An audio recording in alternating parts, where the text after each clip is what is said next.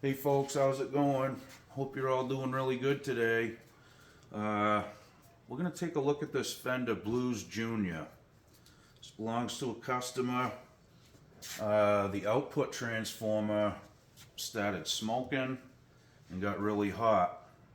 So I think he's ordered a new transformer, I do know that, an upgraded one as well.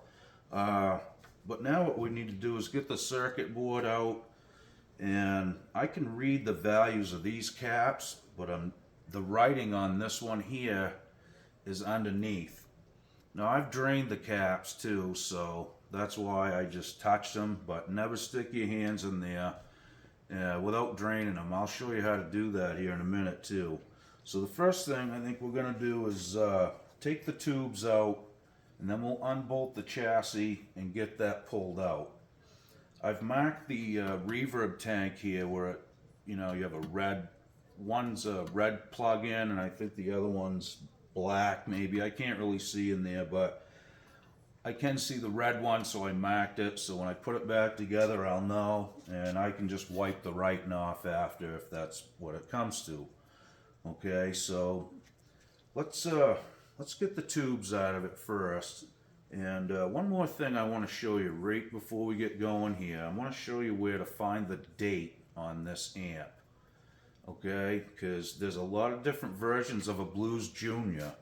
So it's a good thing to know what the date is when you're ordering parts and working on it.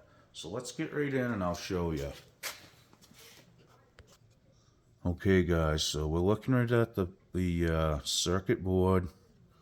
Like I said, these are your tubes here, and there's a little umbilical cord that goes from that circuit board, which that's where your tube sockets are soldered into, is right into this lower board, and then the umbilical up to the main circuit board. Okay, so to find the date on your amp, or at least the one I found on this one, it's up here in this top right corner. I don't know if I'm going to be able to get it in there in the picture, but it's right up there. I know that's blurry, but that says 1998. Okay, so that's where you find the date. And there are different models that have a cream circuit board. This one has the green circuit board. Okay, so I pulled one tube out already. These are 12AX7s, and I can't remember what these are, EL84s maybe.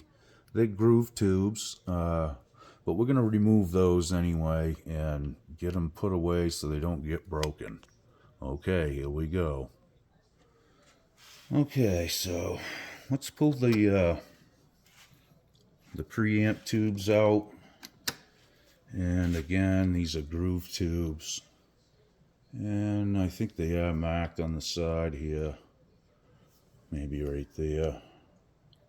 Okay. Those are your preamp tubes. So we want to get those out so they don't get broke. And these are your power tubes, your output. And let me look and see what these are. Yeah, they're EL84s. That's what I thought.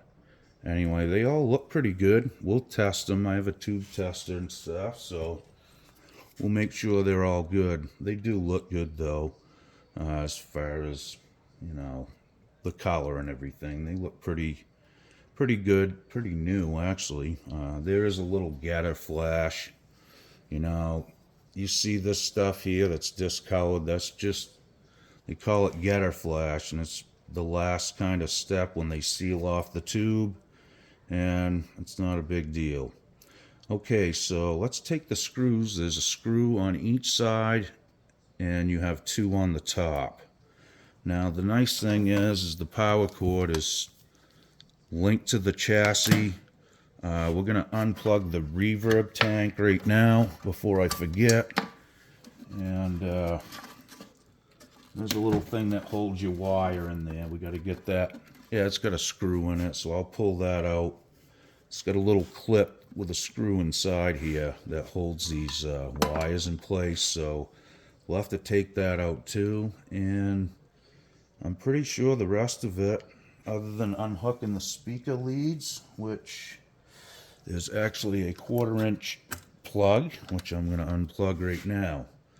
So looking like we're ready to pull it out now. So let's get the power tools out and we'll take the screws out. Alright, so I'll put my drill in low gear.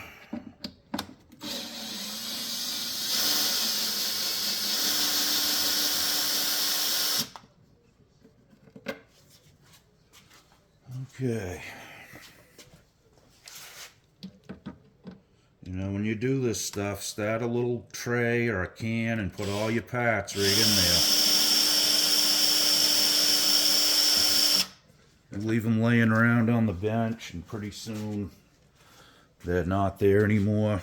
That's happened to me a few times, so alright, that's all set. So let's take these top screws out. Okay, I'm just going to loosen them a little bit because you can see the chassis moving. So I'm just going to grab a hold of that and support it.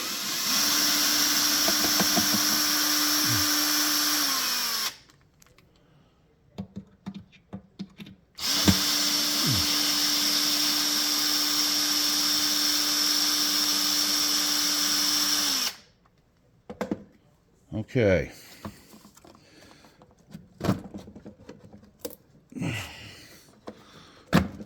You got to kind of bring this out even and square because they don't give you any play to get that out. Oh yeah, I got this one more. I forgot to get this one that hooks this cable, so I'm gonna get that right now.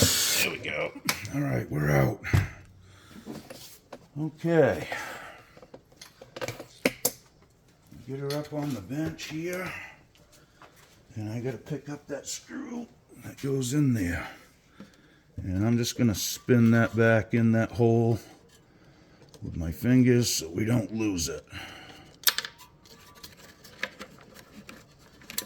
If I can get a hold of it again. Okay.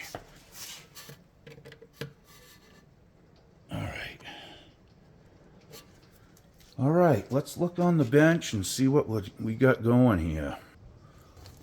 Okay, another thing, folks, little info I found online. On the serial number, you see it says B.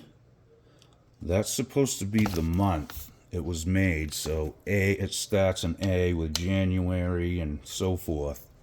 And like I said, you find the date stamped on the circuit board. It's a copyright date. It kind of gets you in the zone of when they were made. I think the first versions like this were made from like 95 to 98 maybe. I could be wrong, but it's in that period. Okay, let's look at the circuit board again and just see what's going on here. Okay, I'm just going to take a peek at the transformers here, and the first thing I notice is this. There's been some sort of discharge from this transformer, and this is the one that got really hot and was smoking.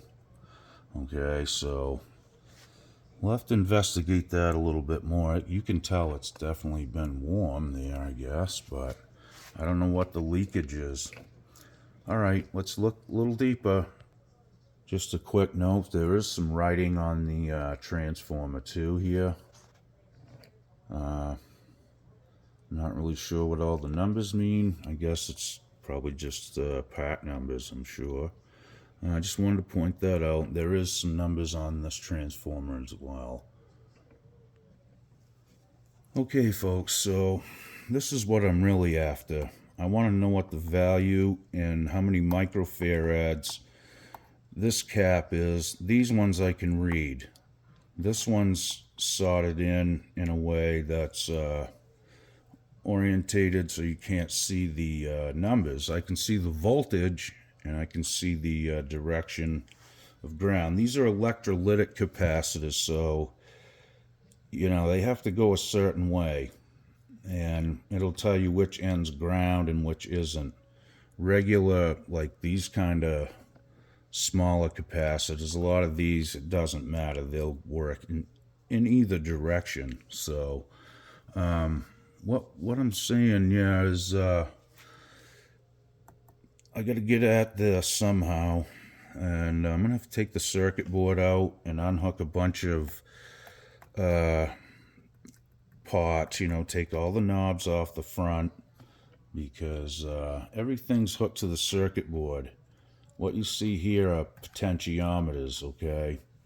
So those are all soldered to the board too, so we got to take all the knobs off the front and then unplug everything. Take a good video and some nice pictures of it is not a bad idea either, because you got to hook this thing back up, okay? All right, so what I got here in my hands is I got 2 pieces of dowel, and I got a piece of wire hooked together with a small resistor in the middle, and a couple leads. So what I'm going to do here is I'm going to drain these filter caps. And what you do is, find a point that you can ground one end, stick the other end on the end of the cap. You can do it on both ends, whatever makes you feel safe. Hold it there for 10-15 seconds, and make sure you got good contact. Do the same thing. These I haven't tested. I did drain these once, but it's not going to hurt anything to go over them again. And you don't want to handle anything like this. I mean, these can store 450 volts, these ones I'm draining right now. That's pretty heavy. You don't want to take a hit from that. That would probably be the end of me, I'm sure, or most of us, right? So we want to get those drained off. That's not a bad idea, and make it safe. So I'm going to call that good on them. The next thing we need to do is remove all the knobs off the front and get ready to pull the chassis out and get the circuit board out, and that way I can unhook this cap, pull it out, and see what the value is. You can look this stuff up online, but there's a lot of different versions of these Blues Juniors, so to be sure, I'm going to pull the cap. These ones, like I said, I can read. This one, I can't. So the next step, we're going to pull the knobs off, like I said, and get the circuit board unhooked. And like I said, there's two circuit boards here. There's actually 3. So like I said, you have your main circuit board, then you have another circuit board that your tube socket's hooked to.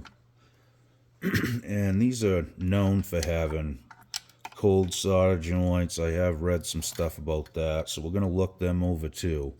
So you got these umbilical cords that go from each socket and just house the wires.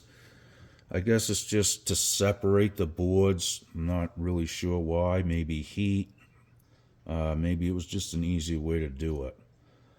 So anyway, those will also have to be unhooked. There's some nuts and bolts on each tube socket too. So that's going to have to come out with it, and possibly this one too. I'm going to have to look into that. So